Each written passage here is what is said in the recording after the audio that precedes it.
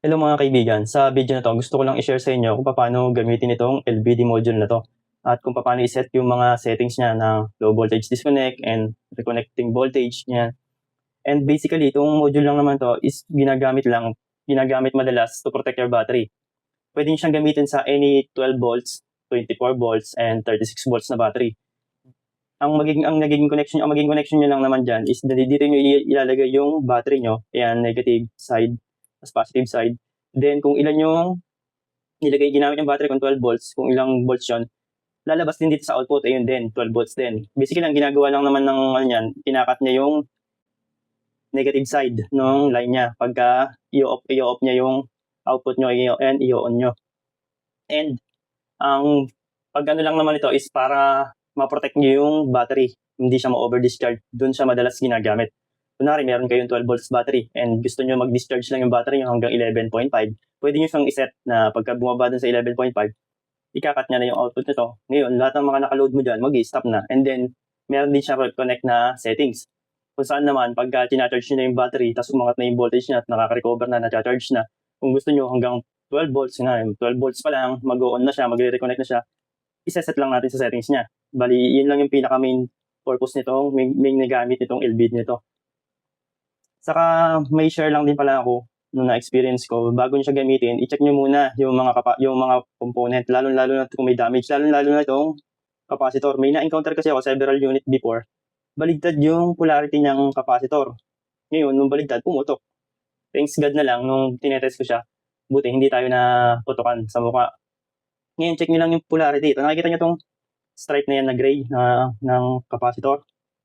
Yung dalawang capacitor na yung maliit, dapat naka-facing down yan pagka naka-harap sa inyo yung ganito yung unit.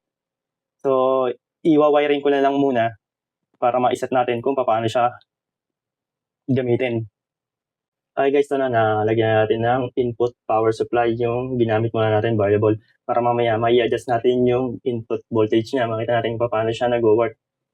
Double check nyo lang palagi yung polarity kasi meron yung positive, negative. Sa right side niya is sa positive and then sa left side yung negative. Then ganun din sa output, may negative side dyan sa positive side. Ngayon, bago natin simulan is iunahin muna natin siyang i-reset. Paano i-reset?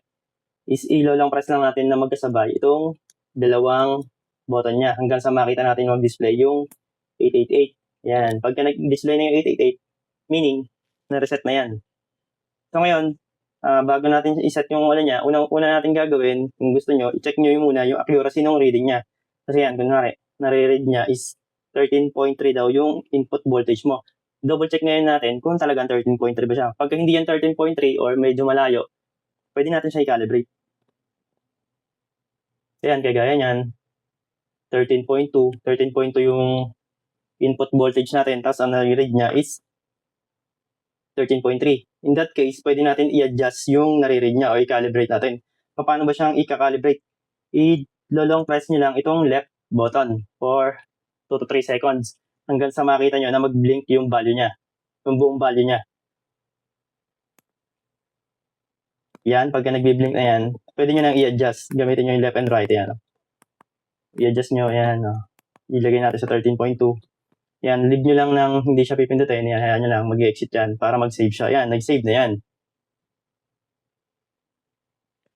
Okay po, for this demonstration, ginamit ko munang load is voltmeter lang din para makikita natin kung nag-go-on siya, saka nag-go-off.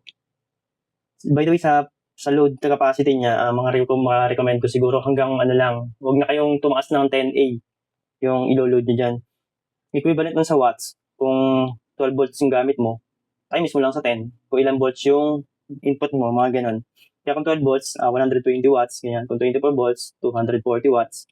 Then kung 36 volts, 60 watts. Mas bababa, okay, huwag nyo nang pataasin doon kasi malit lang itong relay niya. Baka hindi kayanin ng relay. Masira lang din.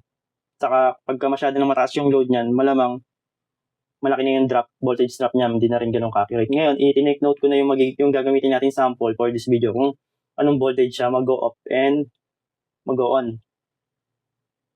Ngayon, ang napili ko is 12.0 volts siya mag-go on. Tapos mag-go off siya sa 11.5 volts. Sa pag-set naman, unahin muna natin i-set yung yung pag-off niya, yung 11.5 volts. Paano natin yung iseset? Dito lang sa left button. Dito double click lang natin yan na magkasunod. Minsan, triple click pagka hindi niya nakikita magkasunod. Hanggang sa itong dot na yan, magbe-blink. Pagka na-recognize na yung command na ginawa natin na double click. Then, pwede natin siyang i-adjust. Double click lang natin yung left side, ay left button. Ayan, nag-blink na. Pwede natin yung i-adjust. Ayan, set na natin yung 11.5. Ayan, to save. Hayaan lang po natin siya mag-exit. Ayan, nag-save na yan. Ngayon, yung pag-on, dito medyo may konting twist yung pag-on niya. Kasi, gusto natin mag-on siya sa 12 volts. Ngayon, hindi yun yung isaset natin na value. Ang isaset natin na value, kunin nyo muna yung difference niya. Ima-minus nyo lang yung off value natin sa on voltage na gusto natin. Yan, 12.0 volts minus 11.5 volts.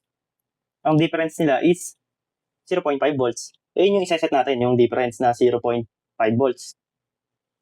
Paano natin yung isaset? Dito naman tayo sa right side. Ganun din, double click lang din yung command. Double click or triple click hanggang sa mag-blink lang din ulit yung dot niya. Ayan, pagka ano na yan, ma-adjust natin. Set na natin yung 0.5. Ayun yung mabilis. Dandaanin na lang natin. Yan, 0.5 na yan. Hintayin lang ulit natin. Ayan, kung mapapansin nyo, nag-trigger na yung indicator natin na nag-on siya.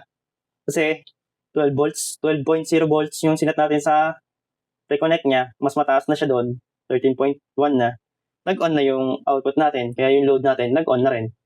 13.1 na yung voltage niya. Ganyan lang yung pag-set ng disconnect at reconnect niya. Ngayon, meron pa siya palang isang features na function. Itong long press dito sa right button niya. So, long press mo siya ng mga 3 seconds, mga ganyan. Ayan, makikita nyo, magdadot. May nag-dot dito sa single dot niya, na sa first dot niya pala, na nagkaroon ng value na 0, 0. Itong settings na to, guys, on delay to. Kung ano yung ilalagay nyo dyan na value, equivalent yan sa minute. Kung nilagyan mo yun ng value 1 minute. After 1 minute pa, na-detect niya na yung sinat mo na voltage is magre-reconnect na siya, tapos lumampas na doon. After 1 minute pa nun, doon siya mag-on. Kaya kung gusto mong walang delay, dapat lagi lang naka-0 yun. Ayan. Naka-0 lang. Ayan. Yan, kung gusto mong ma-check yung niya, yung naka-save sa kanya na currently na naka-save sa settings niya, yung disconnect mo, press mo lang ng isang beses, itong left. Ayan, 11.5, yung disconnect mo. Makikita nyo dyan. Tapos, ganoon din sa right, kung ilang value yung current na nakaset sa'yo. Click mo lang yan ng isang beses. Ayan, 0.5, yung reconnect mo. Ayan, ganoon lang siya kasimple i-set, guys. Ngayon, tatouch natin na i-adjust ko yung natin. Supply natin ng tingnan natin kung mag-o-off siya. Pagka bumaba. Ayan. Pinababa natin kung bumababa na yung battery nyo, nadi-discharge na. Sinet natin siya sa 11.5. Dapat pagka na-reach niya yung bumaba sa 11.5, mag-o-off yan. Ayan, ano niya na, di ba, nag-off na siya.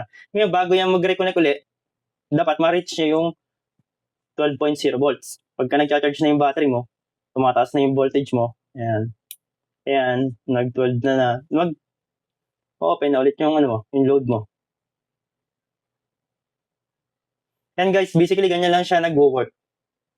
Sana nakatulong itong video na to sa mga kaibigan natin na hindi ganong alam or hindi pa nila pamilyar kung paano i-set itong mga settings na to. Yun lang guys, thank you.